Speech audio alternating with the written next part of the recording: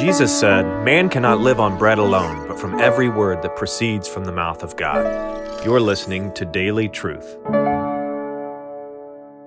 So the first thing that Paul did, the big idea in the text, first big idea, is that mankind, the root sin of mankind, is a willful unbelief, rejection of the truth. Second, that because of this rejection of the truth, unbelief gives birth to idolatry. Third, when people begin to worship the creature in the place of the Creator, when people engage in idolatry, God hands them over to their sin.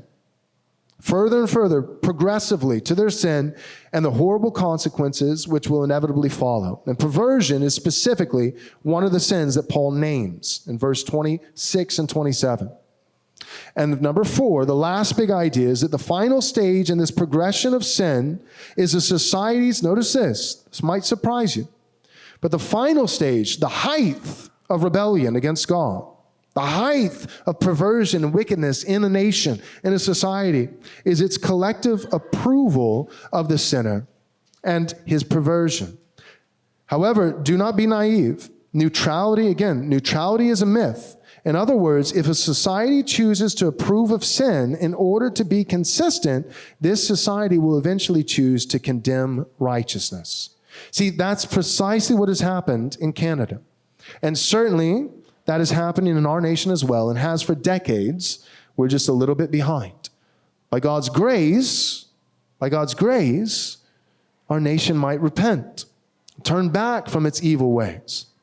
And God might restore us, God might heal us. But notice what we're seeing in Canada is not just the society's collective acceptance of perversion, what God says is wicked and wrong, but they can't just accept one thing. In order to be consistent, they must condemn the other. So Canada, on this progression of societal perversion, they have gotten all the way now to the final step, which is a collective approval of sin and a collective condemnation of righteousness. So it's not just, hey, if you want to choose this identity or this lifestyle, that's okay.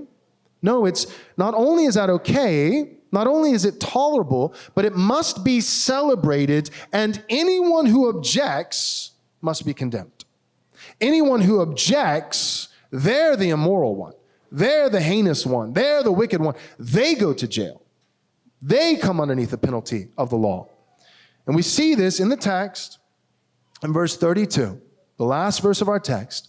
Though they know God's righteous decree that those who practice such things deserve to die, again, saying that it's a willful rebellion. They know, they're not ignorant. They not only do them, this individual or this society, they not only practice wickedness, but they give their approval to those who practice wickedness.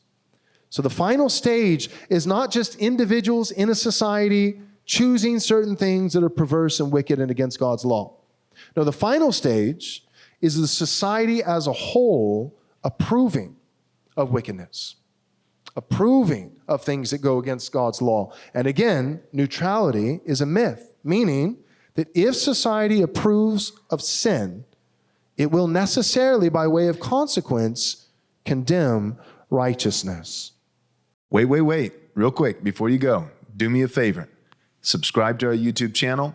Click the bell so you'll be notified with all our new content as it comes out on a daily basis. And if you're willing to support this ministry, you can do so by going to rightresponseministries.com/donate. Thanks so much. God bless.